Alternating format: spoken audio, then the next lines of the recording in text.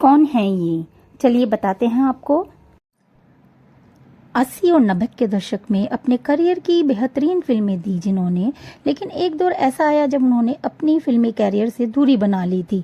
उनकी दोबारा वापसी एक नेता के तौर पर हुई। फिल्मी कहानी की तरह इस अभिनेत्री की असल जिंदगी में भी रोमांस, एक्शन, ड्रामा पूरा भरपूर रहा। यह कहानी आज आपको जो हम जिन अदाकारा के बारे में बताने वाले हैं वो एक राजनेत्री भी हैं। हेलो गाइस, स्वागत है आपका मेरे चैनल में। और आज हम बॉलीवुड से जिसके बारे में बात करेंगे वो है अभिनेत्री जया प्रदा। असल जिंदगी की बात करें तो उसमें रोमांस, एक्शन, ड्रामा सब भरपूर रहा जया प्रदा के जीवन में। खूबसूरत अदाकारा ने राजनेत्री के रूप, सांसद के रूप में भी काम किया है गाइस। 62-63 साल की हो चुकी हैं और इंडस्ट्री में उनका जो योगदान है काफ़ी महत्वपूर्ण रहा है। फिल्मों और एक्टिंग से उस दौर में टॉप अभिनेत्रियों की लिस्ट में उन्होंने जगह बना ली थी। लेकिन फिल्मी करियर में सफलता हासिल करने वाली जया प्रदा की निजी जिंदगी, उनकी सफ़र और इतनी खुशहाल नहीं हो पाई। उनकी पर्सनल लाइफ से जुड़े कई विवाद भी आज हम आपसे शेयर करेंगे और वो कैसे राजनीति में आई ये सब भी आपसे शेयर करेंगे गाइस। तो चलिए स्टार्ट करते हैं। उनका फिल्मी कैरियर कैसा रहा, कैसे शुरुआत की। 90 और 80 के दशक में काफ़ी बुलंदियों पर छाई रही जया प्रदा। जया प्रदा ने 200 से भी अधिक फिल्मों में काम किया है और उस दौर के लगभग सभी बड़े सितारों के साथ जया प्रदा बड़े पर्दे पर नजर आई हैं गाइस। जितेंद्र और अमिताभ बच्चन के साथ उनकी फिल्म जोड़ी बनी। श्रीदेवी के साथ भी जया प्रदा ने लगभग 1 दर्जन से भी ज्यादा फिल्मों में काम किया है गाइस। हालांकि श्रीदेवी उस दौर में जया प्रदा की प्रतिद्वंदी मानी जाती थी। उन दोनों के बीच कई सालों तक बातचीत भी नहीं हुई थी। साल 2002 में आधार फिल्म से जया प्रदा ने मराठी फिल्म जगत में कदम रखा था। उन्होंने लगभग 7 भाषाओं में फिल्में की हैं। इतना ही नहीं, जया प्रदा चेन्नई में एक थिएटर की मालकिन भी हैं गाइस। आपको बता दें गाइस कि जया प्रदा का जन्म 3 अप्रैल 1962 में आंध्र प्रदेश में हुआ था। जया प्रदा का असली नाम जयललिता रानी था। जया प्रदा के पिता का नाम कृष्णा राव था जो कि तेलुगु फिल्मों के फाइनेंसर थे। जब जया प्रदा 13 साल की थी तो उन्होंने अपने स्कूल के एक फंक्शन में डांस परफॉर्म किया था। उस कार्यक्रम में एक फिल्म निर्देशक भी शामिल हुए जिन्होंने जया प्रदा को नोटिस किया और अपनी तेलुगु फिल्म भूमि कौसम में एक सीन का ऑफर भी दिया गाइस। यहाँ से जया प्रदा के फिल्मी करियर की शुरुआत हो चुकी थी गाइस। उन्होंने यहीं पर गाइस उनकी निजी जिंदगी के बारे में भी बात करते हैं। भले ही जया प्रदा ने अपने करियर में सफलता का भरपूर स्वाद लिया हो, लेकिन उनकी निजी जीवन विवादों में घिरा रहा। जब उनका करियर चरम पर था उस समय अचानक जया प्रदा ने साल 1986 में श्रीकांत नाहटा से शादी कर ली। खास बात यह थी कि जिस शख्स से जया प्रदा ने शादी की थी वह पहले से ही शादीशुदा था। श्रीकांत नाहटा ने अपनी पहली पत्नी से अलग भी नहीं हुए थे, यानी कि उनका तलाक भी नहीं हुआ था। जैसे शादी के बाद भी उन्होंने अपनी पहली बीवी से बच्चे पैदा किए हैं गाइस। जया के पति और उनकी सौतन खुशी खुशी अपने 3 बच्चों के साथ रहते थे। वहीं जया प्रदा की कोई संतान नहीं थी। वह बाद में श्रीकांत से नाहटा से अलग भी हो गई थी गाइस। यहाँ पर एक बात ये भी नोटिस कीजिए गाइस, एक तो श्रीकांत नाहटा ने अपनी बीवी को तलाक नहीं दिया था और शादी के बाद भी, यानी कि जया प्रदा से शादी करने के बाद भी वो अपनी पहली पत्नी के साथ ही रहे और इसके बाद भी उनकी संतान पैदा हुई। और इसके बाद जया प्रदा ने एक इंटरव्यू में बताया था कि वह शादी के बाद अपना बच्चा चाहती थी, लेकिन श्रीकांत इसे के लिए तैयार ही नहीं थे। इस पर दोनों में खूब अनबन भी हुआ करती थी। कुछ समय बाद दोनों अलग हो गए थे गाइस। और गाइस, बच्चे की ख्वाहिश तो हर एक माँ को होती है और स्त्री में होती है बच्चे की ख्वाहिश, और इसी ख्वाहिश को पूरा नहीं कर पाए थे श्रीकांत नाहटा, तो इसलिए वो अलग हो गई थी और उनके साथ लीगल शादी भी नहीं थी उनकी। और जया प्रदा ने फिर एक काम किया कि अपनी बहन के बेटे को ही गोद ले लिया और उसकी परवरिश करने लगी। बेटे का नाम जया ने सिद्धार्थ रखा गाइस। सिद्धार्थ भी अब एक्टर बन चुके हैं। वे साउथ की फिल्म इंडस्ट्री में एक्टिव हैं। जल्द ही वे बॉलीवुड में भी डेब्यू कर सकते हैं। यहाँ आपसे एक बात और शेयर करेंगे गाइस, तेलुगु फिल्मों से अपना करियर शुरू करने वाली जया प्रदा को असली पहचान हिंदी फिल्म इंडस्ट्री में मिली। जाने माने साउथ के प्रसिद्ध डायरेक्टर ने विश्वनाथ ने जया को लेकर तेलुगु फिल्म सिरी सिरी मुव्वा को हिंदी में सरगम नाम से बनाया। फिल्म जबरदस्त हिट हुई और जयाप्रदा रातों रात स्टार भी बन गई गाइज। इस फिल्म तक जया को हिंदी बोलने में काफी दिक्कत आती थी, लेकिन 3 साल बाद फिर विश्वनाथ ने फिल्म कामचोर में जया को कास्ट किया तो वो फर्राटेदार हिंदी बोलने मतलब है कि जो होना होता है ईश्वर उसको पहले से ही लिख देता है। और कौन जानता था कि स्कूल में डांस और कल्चरल प्रोग्राम में हिस्सा लेने वाली लड़की एक दिन बॉलीवुड की इतनी बड़ी अदाकारा बन जाएगी। ये कोई नहीं बल्कि 70, 80 और 90 की दशक की सफल अभिनेत्री बनी जयाप्रदा। फिर भी काफी विवादित में इनकी जिंदगी रही। निजी जिंदगी एक समय था जब एक के बाद एक बुलंदियां हासिल करने वाली जयाप्रदा आयकर विभाग की रडार पर भी आ गई थी और ईडी के एक्शन से मुसीबत में फंस गई थी जयाप्रदा। और उनको बचाने के लिए फेमस प्रोड्यूसर श्रीकांत नाहटा आगे आए। नाहटा ने आईटी के साथ कानूनी विवाद को सुलझाने में जयाप्रदा की काफी मदद की गाइज। इमोशनल सपोर्ट्स और कानूनी पचड़ों से बाहर निकलने के लिए श्रीकांत नाहटा ने जो मदद की उसके दौरान दोनों एक दूसरे के करीब आ गए। इतना ही नहीं, नाहटा के जैसे कि बताया है शादीशुदा होने के बावजूद भी जयाप्रदा ने दूसरी बीवी बनना पसंद किया और बिना तलाक कराए या बिना किसी चीज के उन्होंने शादी कर ली। और इसका जो परिणाम निकला वो हुआ उनके लिए कि प्यार, और ये बात को ये भी दर्शाता है कि प्यार की तरह अंधा होता है। उन्हें ये नहीं दिखाई दिया कि पहली पत्नी है और 3 बच्चे हैं। एक बच्चा उनका बाद में हुआ। जयाप्रदा और श्रीकांत नाहटा की शादी ने पूरी फिल्म इंडस्ट्री में सनसनी मचा दी थी। हर तरफ उन्हीं की चर्चा होने लगी थी और बवाल की हद तो तब हो गई थी जबकि जयाप्रदा को दूसरी औरत कहकर पुकारा जाने लगा श्रीकांत नाहटा की।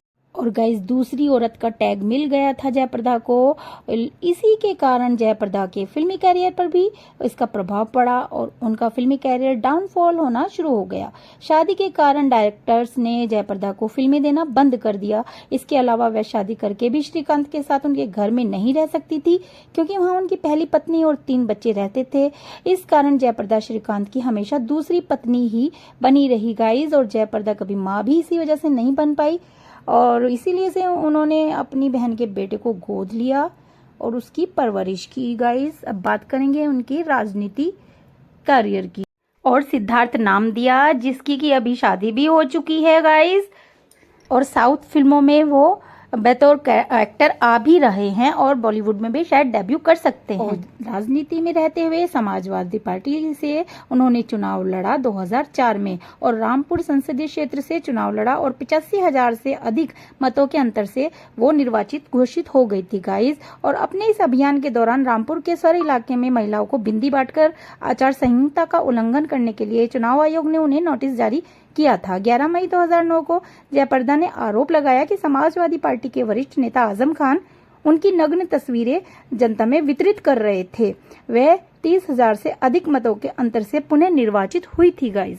फिर समाजवादी पार्टी के जो पूर्व महासचिव थे अमर सिंह वो खुलकर के जयाप्रदा के समर्थन में आ गए थे। प्रता को जो पार्टी विरोधी गतिविधियों में शामिल होने और पार्टी की धर्मनिरपेक्ष छवि को नुकसान पहुंचाने के लिए 2 फरवरी 2010 में जयाप्रदा को पार्टी से अलग कर दिया गया। अमर सिंह ने जयाप्रदा के साथ मिलकर 2011 में अपनी खुद की राजनीति पार्टी राष्ट्रीय लोकमंच बनाई और 2012 के विधानसभा चुनावों में उत्तर प्रदेश की 403 सीटों में से 360 पर अपने उम्मीदवार उतारे। हालांकि इन चुनावों में उनकी पार्टी को एक भी सीट नहीं मिली। बाद में वे अमर सिंह के साथ 10 मार्च 2014 को आरएलडी में भी शामिल हो गई और उसके बाद उन्हें 2014 के आम चुनाव में बिजनौर सीट से चुनाव लड़ने के लिए टिकट मिला। हालांकि वे चुनाव बुरी तरह से हार गई थी गाइस।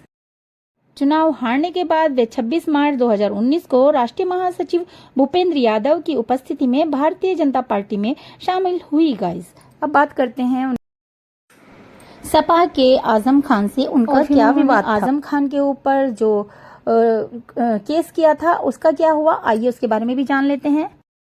और गाइज आपको पता ही है सपा में रहते हुए आजम खान के साथ जो कि वरिष्ठ नेता थे समाजवादी पार्टी के, उनके साथ जो है उन जयाप्रदा का कुछ ना कुछ विवाद चलता रहता था और वो उन्होंने असभ्य टिप्पणी की थी जयाप्रदा पर और इसी बात से नाराज थी जयाप्रदा। समाजवादी पार्टी के वरिष्ठ नेता आजम खान को कोर्ट ने 3 साल की सजा सुनाई है। फिल्म अभिनेत्री और पूर्व सांसद जयाप्रदा नाहटा ने कोर्ट के फैसले का स्वागत करते हुए कहा कि आजम खान को अपनी करनी की सजा मिली है। तो चलिए इसको बात जानते हैं क्या था ये किस्सा। जयाप्रदा ने कहा कोई कितना ही बड़ा इंसान क्यों ना हो उसका घमंड एक दिन जरूर टूटता है। अब आजम खान का घमंड टूटा है और उनके घमंड की वजह से ही आज ये दिन देखना पड़ रहा है। उन्होंने कहा जब मैं 2019 में रामपुर से लोकसभा का चुनाव लड़ रही थी तब आजम खान ने मेरे बारे में अभद्र टिप्पणियां की थी और मुझे अपमानित किया था। मुझे बहुत पीड़ा हुई थी उस समय। आज भी उस समय को मैं याद करती हूँ तो मैं सिहर उठती हूँ। यदि आजम खान ने उस समय अपने किए पर पश्चाताप किया होता तो आजम खान को ये दिन न देखना पड़ता। जयाप्रदा ने आगे कहा कोर्ट ने आजम खान को सजा देकर महिलाओं, मुस्लिमों और अधिकारियों के प्रति बदजुबानी करने वाले नेताओं को भी सीख दी है।